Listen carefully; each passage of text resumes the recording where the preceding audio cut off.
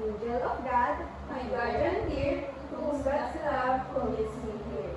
Ever this day be at my side, to light and guard, to rule and guide. Amen.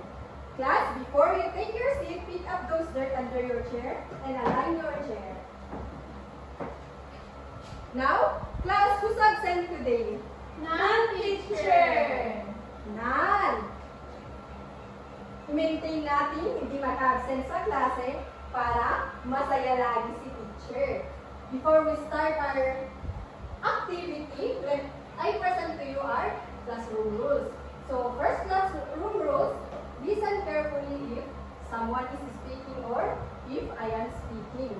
Raise your right hand if you want to answer or if you want to go out. Respect your classmate and teacher if they are talking in front or if they are reciting. Is it clear, class? Yes, teacher. Now, before we start our activity, who among you remember our last topic? Last meeting? Yes, Teacher. Hazel? Physical and chemical change, teacher. Yes, our last topic is physical and chemical change. Now, we will have an activity entitled, What's Change? Ang gagawin natin dito ay may 5 tayong sasagutan.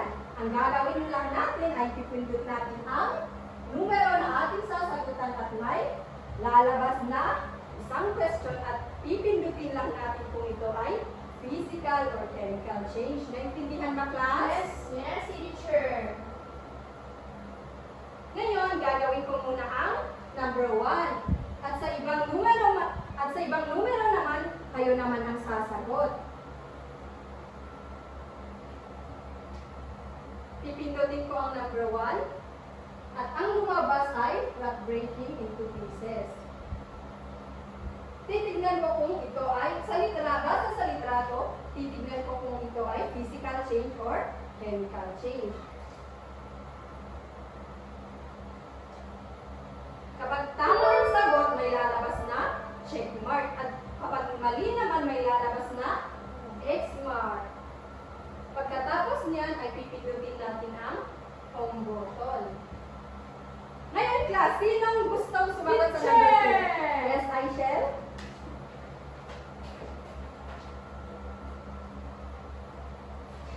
Brain moves. Is it physical change or chemical change?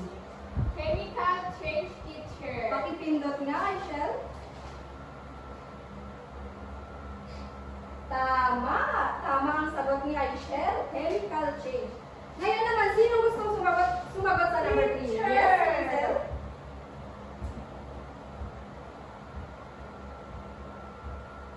Melting ice. Is melting ice physical or chemical change? Physical change, Physical teacher. change. Pakipindot nga, Hazel. Tama. Ang inyong kasagutan ay tama. Ngayon naman, sinong gustong sumagot sa number 4? Yes, Aishel?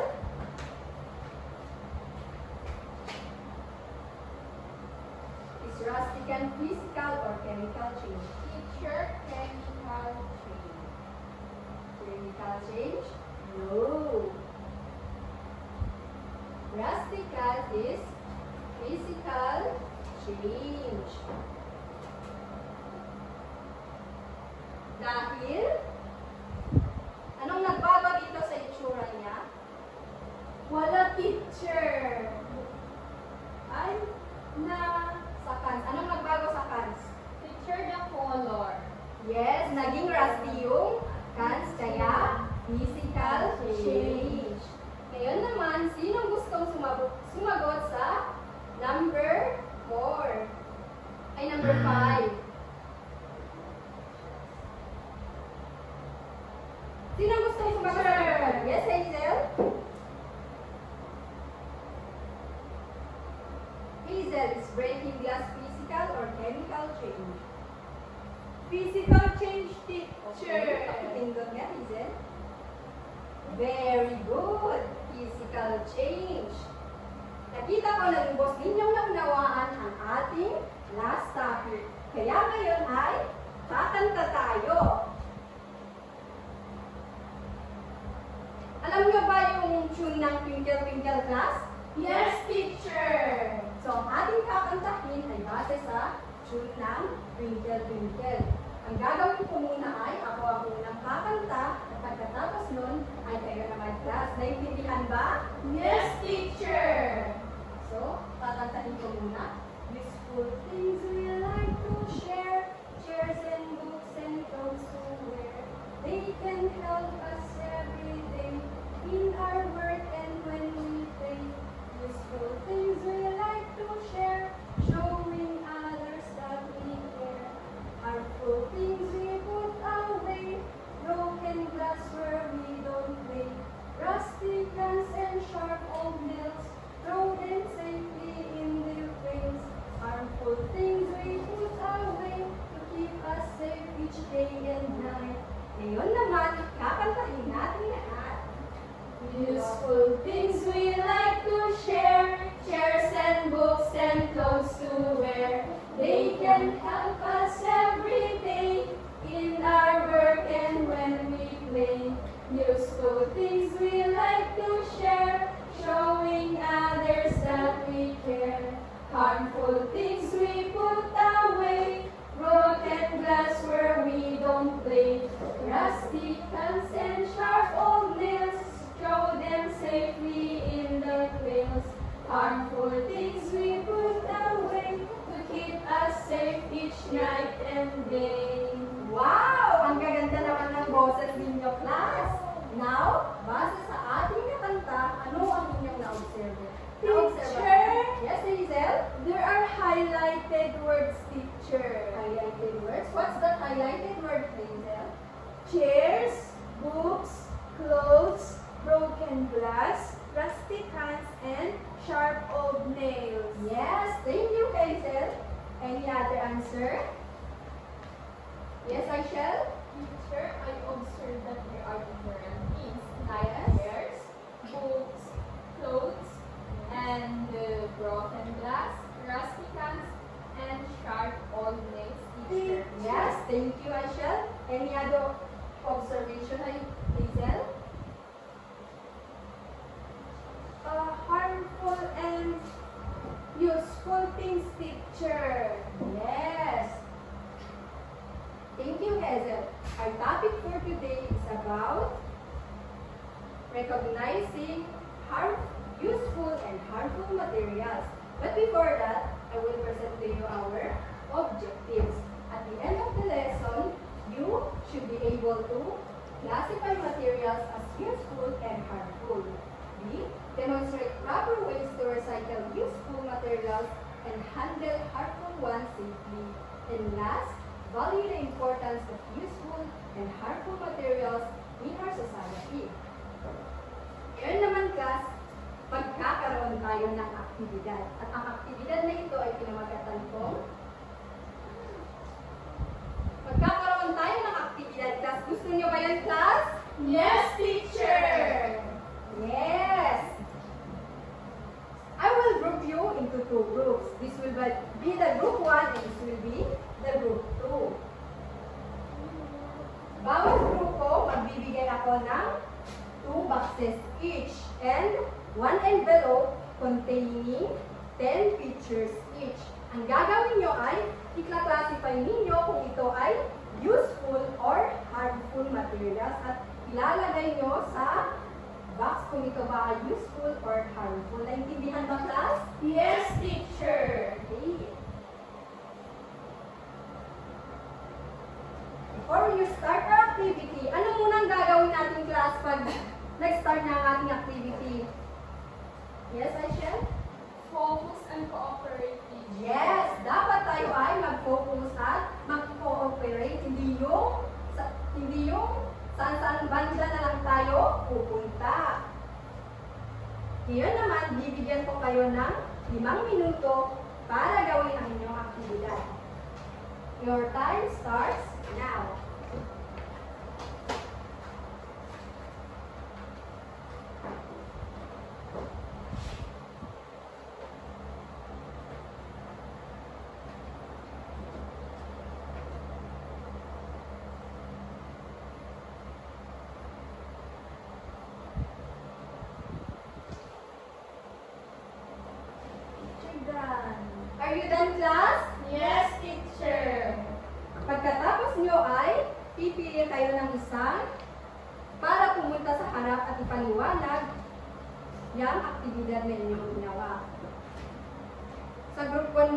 muna?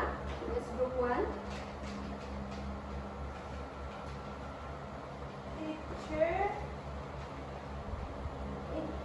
there are two boxes, harmful and useful. We put blade to harmful because it can cut our skin. Pati scissors, teacher. Yes. And thumbtacks, teacher, is it can sugat our skin, teacher. Yes. We put notebook in useful because we use it in school, teacher. Yes. Pati glue, teacher. And yung pagbaunan, teacher, is nilalagay namin yung baon namin. Pati yung pencil case, teacher, nilalagay namin yung ballpen, yung lapis namin, teacher, ballpen. Pati yung payong, teacher, useful because we use it to protect us from rain and sun. Pati yung ballpen, teacher, ginagamit sa paaralan at pati yung paper, teacher. Okay, thank you, group 1. And the next will be the group 2. Group 2, please present your output. Student output. These are the harmful. The rusty can is harmful. Thumbtacks is harmful. Then knife is harmful also. Yes. Then the useful things are the chairs, sleepers. This is useful din. Dahil ginagamit natin ito araw-araw. Then bags, we use it to go to school. Yes. Clothes also because it is useful because ginagamit natin ito every day. Pati din ito, kailangan din ng mga bata. And last one is books. This is useful din, teacher. Thank you, group 2. Nakita ko naman na lahat ng inyong ginawa ay tama.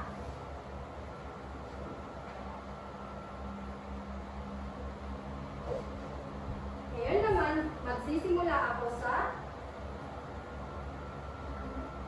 pag-discuss. At anong gagawin natin pag nagdi-discuss si teacher? Makinig, teacher. Yes, makinig na mabuti para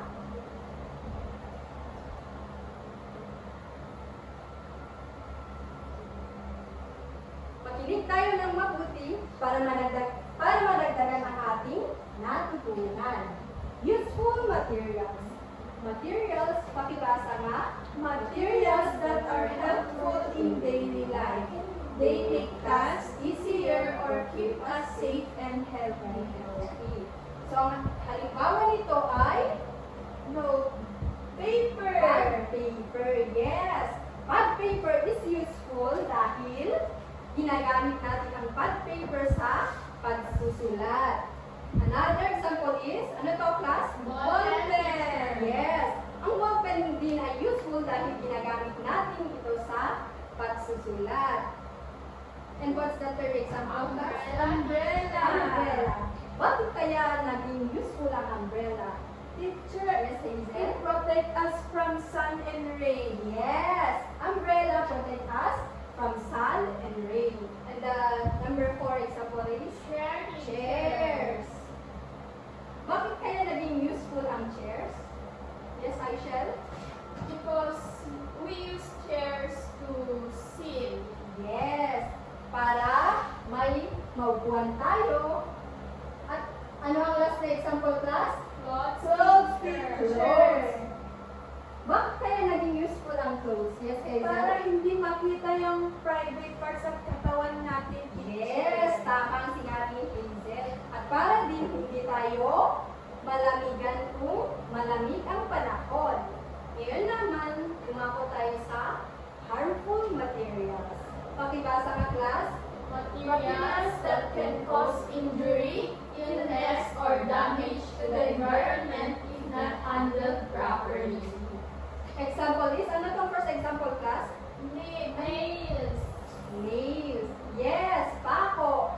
Bakit kaya naging harmful materials ang pako? Yes, Aishel? Teacher, dahil kapag natapakan natin ang pako, Yes, tama ang sinabi ni Aishel. Katulad din sa cans.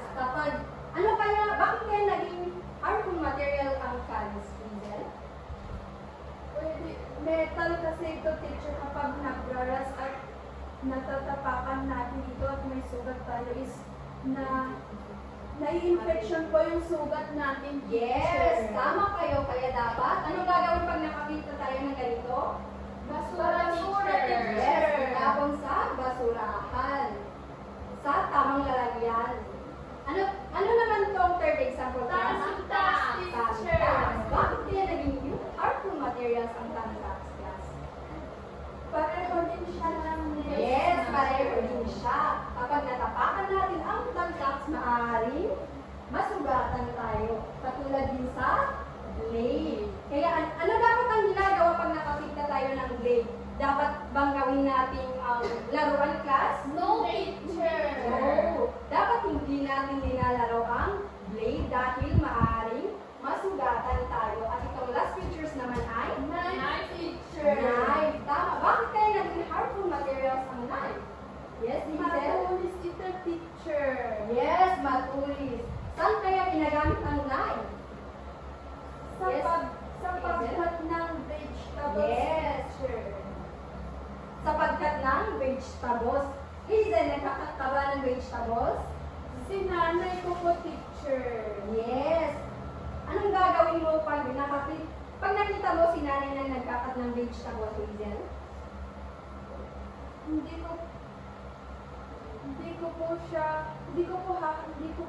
Hindi ko po hahawakan yung knife, teacher. Yes. Dahil maaari tayong masugatan.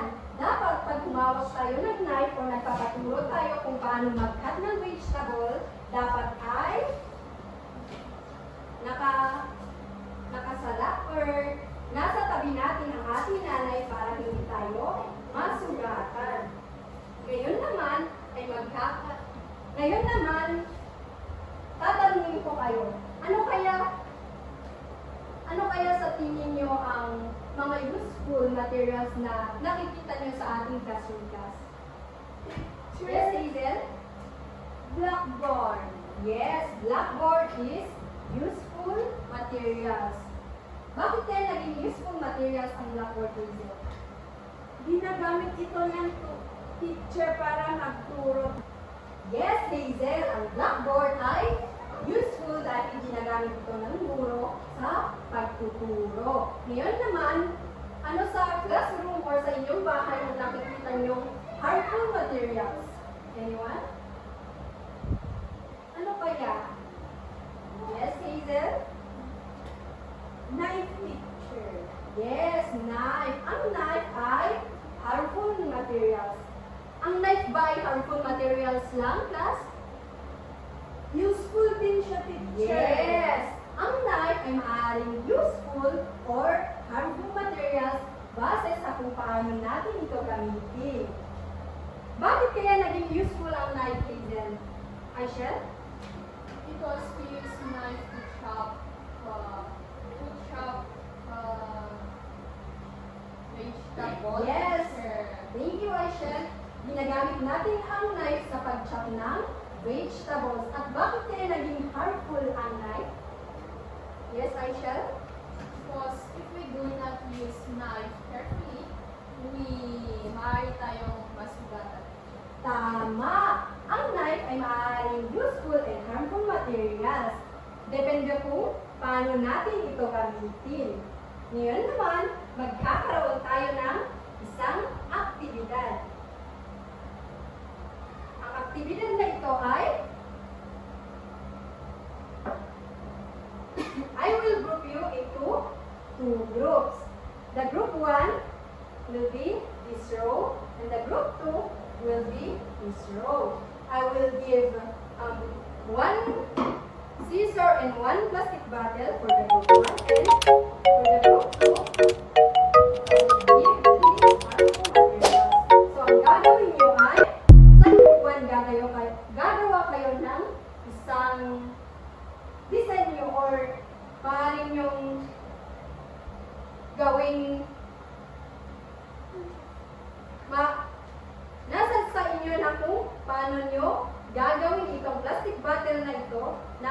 maaari pang magamit. Pwede niyo siyang i-cut or pwede niyo siyang i-design. Ngayon naman sa group 2, ang mga harmful materials na ito ay sasabihin niyo mamaya kung paano i-handle ang harmful materials na yan. Pero bago tayo magsimula, anong gagawin natin class pag nagsimula ang ating aktibidad? Dapat ba tayong maglaro? Hindi, teacher. Dapat mag-focus tayo sa ating aktibidad. Dapat ba tayong lumabas-labas? Hindi. Ang gagawin natin ay mag-cooperate tayo sa ating kagrupo at magbigay ng ideya sa kanila. Ngayon naman, bago kayo magsimula, representa ko muna ang rubrics. Correctness and creativity, 10 points. Time management, 2 points. Teamwork, 3 points with a total of 15 points. Ngayon, bibigyan ko kayo ng 10 minutes para gawin ang inyong aktibidad. Now, starts.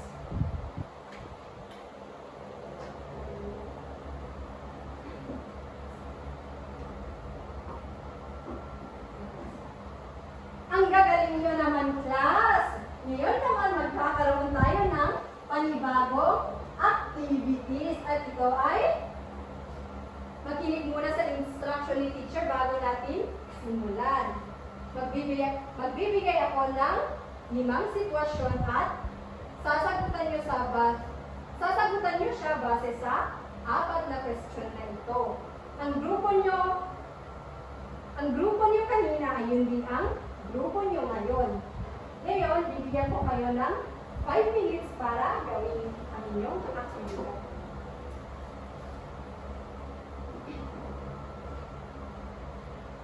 Are you done, class? Yes, teacher. Yes!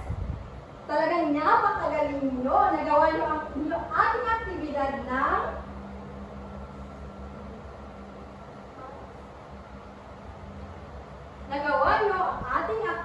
Ngayon naman, magkakaroon tayo ulit ng activity. At ito ay pag-classify ng materials kung ito ba ay useful or harmful. Ang gagawin nyo lang ay isusulat dito kung ito ba ay harmful at kung useful naman ay dito. Bibigyan ko kayo ng 5 minuto para gawin nyo.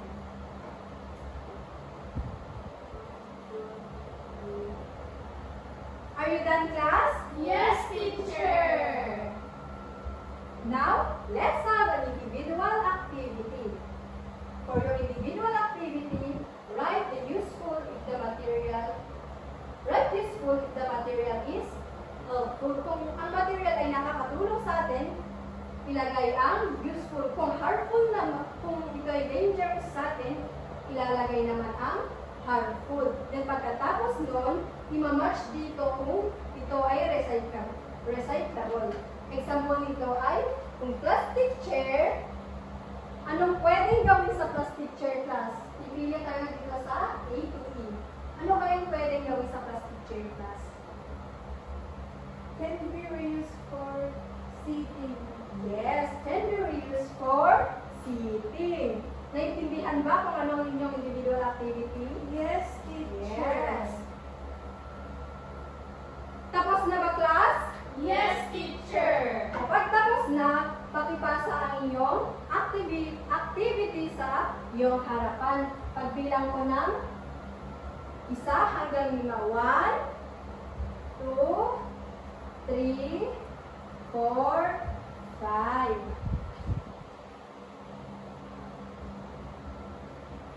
At ngayon, ang iyong assignment. Observe the objects around your house. Make a chart in your pad paper.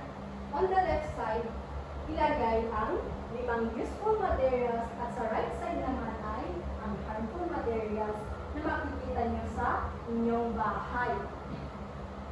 Now, kapag nakakita kayo ng useful materials, ipakita nyo bukas kung ano ang maaari natin gawin or maaari natin pag-recycle sa useful materials na yun. Mag-represent na lang kayo ng isang useful materials bukas. Naintindihan ba, class? Yes, teacher. Yes. bang katanungan, class? No, None, teacher. Thank you, class. Now, let's stand. Goodbye, class.